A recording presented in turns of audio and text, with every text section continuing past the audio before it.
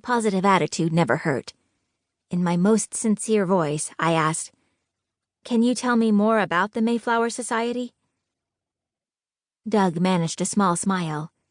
He was nervous, with good reason. His parents weren't exactly easygoing. I'd interacted with them over holidays and during other family functions, but not since we got engaged a few months ago. After all, I wasn't exactly a Boston Brahmin or New England aristocrat. The Hollingsworth probably imagined Doug would marry a Harvard graduate who worked at the Museum of Fine Arts or the Gardner Museum in Boston.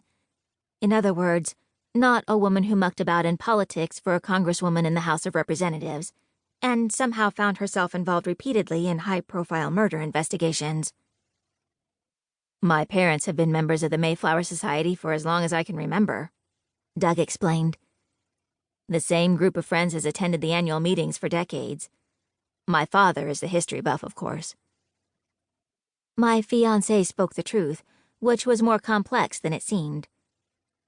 Winston Hollingsworth ran a profitable family law firm in the Back Bay. While his older siblings joined their father at Hollingsworth and Associates, Doug had opted for the academic route. He'd been tenured at Georgetown after writing several page-turners in American history, miraculously not an oxymoron.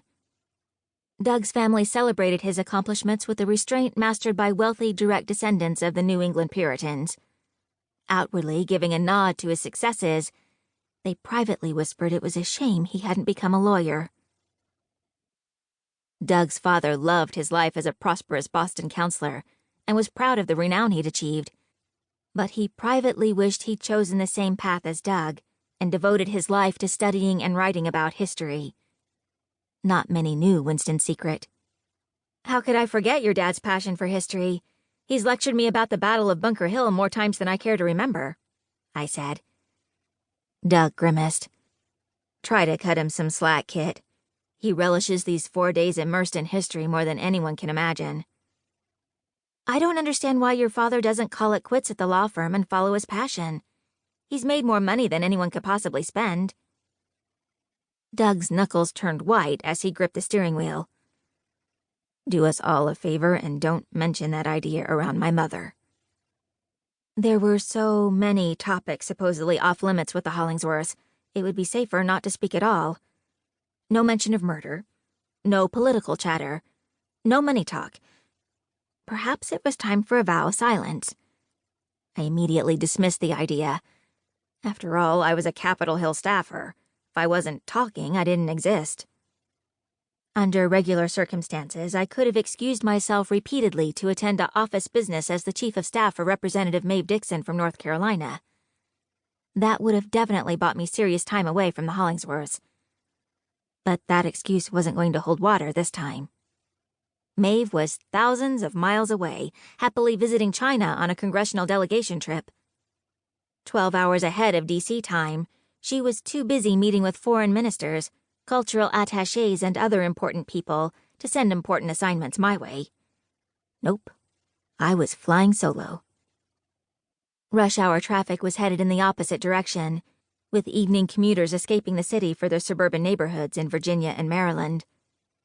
We just crossed the Potomac River into the district, which meant we'd arrive at the Continental Club in less than 10 minutes.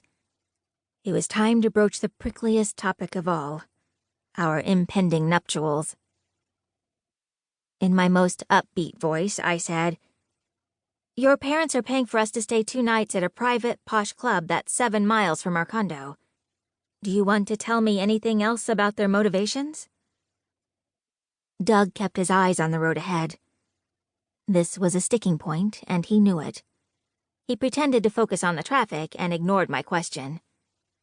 I waited 30 seconds before changing my tone to slightly annoyed and trying again. "Doug, we're almost at the club. Don't you think we should talk about the wedding? Are your parents going to try to pressure us into getting married soon?" Doug must have decided he couldn't handle midtown rush hour traffic and argue with me at the same time.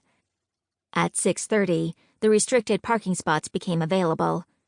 He parked the Prius in an open space and turned to face me. Doug took my left hand and touched my engagement ring.